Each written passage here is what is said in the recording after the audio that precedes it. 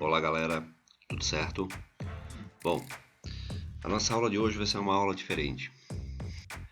Como boa parte de vocês já sabem, além de dar treinamento em Excel, eu trabalho com consultorias e nessas consultorias costumam surgir determinados problemas, determinadas dificuldades que a gente acaba tendo que contornar de alguma forma. E para contornar, a gente acaba usando uma, duas ou três funções ou ferramentas do Excel. Eu quero então compartilhar um pouco disso com vocês. Eu trouxe para a aula de hoje um problema que eu tive na semana passada com a planilha de um cliente. E esse problema é o seguinte: ele tem uma coluna que vai trazer, digamos que, a competência, o mês barra o ano. Ele quer usar como início da referência o período inicial aqui. Qual é o desafio então? Aqui embaixo, na lista de mês e ano, ele quer que apareça somente o último mês selecionado e um mês à frente, certo? O nosso desafio então aqui qual é? A cada inclusão de um novo mês, fazer com que a validação de dados liste aquele mês e o mês seguinte. Ok? Bom, vamos começar os trabalhos então, e os trabalhos vão começar da seguinte forma. A ferramenta que nós vamos utilizar é a validação de dados. A validação de dados que nós vamos usar é a validação com lista. Só que para abastecer essa validação, nós vamos utilizar duas células. E nessas duas células nós vamos aplicar duas funções. Ok? Vamos lá então. Eu vou usar a última célula, para que depois eu possa ocultar. Beleza?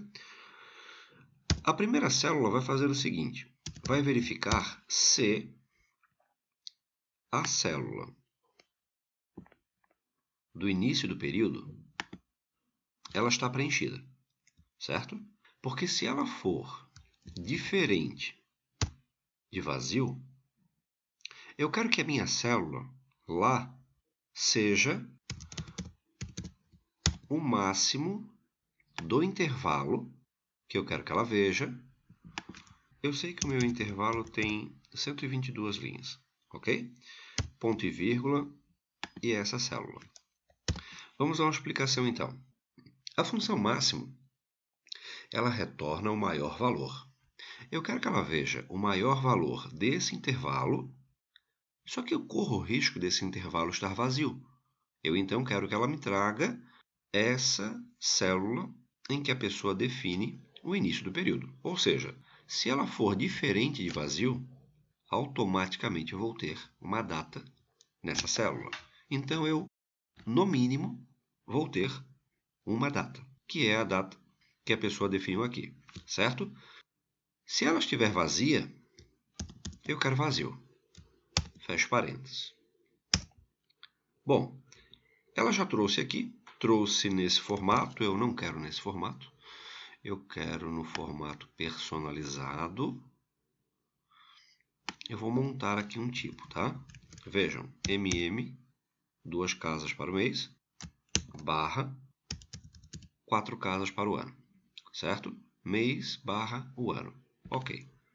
Bom, ele já me trouxe. Agora o que eu quero? Eu quero que ele me traga, na célula de baixo, o mês seguinte, certo? Eu então vou fazer a função fim mês. A função fim mês é uma função que retorna o último dia daquele mês, correto? Ela tem dois parâmetros.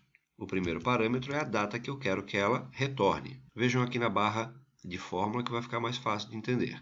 Bom, o primeiro parâmetro é a data que eu quero que ele use como referência. Bom, eu selecionei a célula de cima, que eu sei que vai ter uma data.